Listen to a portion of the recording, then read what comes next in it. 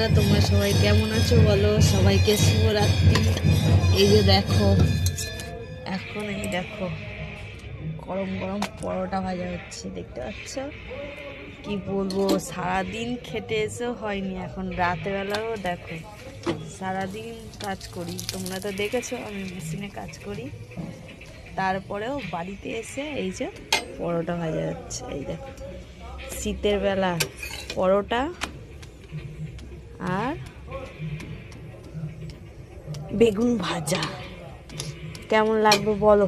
তোমরা কমেন্টে জানিও, যারা যারা খেতে ভালোবাসো তারা কমেন্ট করো কেমন লাগে। এই যে দেখো, এই যে বেগুন ভাজা আর এই পরোটা, উফ, যা লাগবে না একদম দারুণ।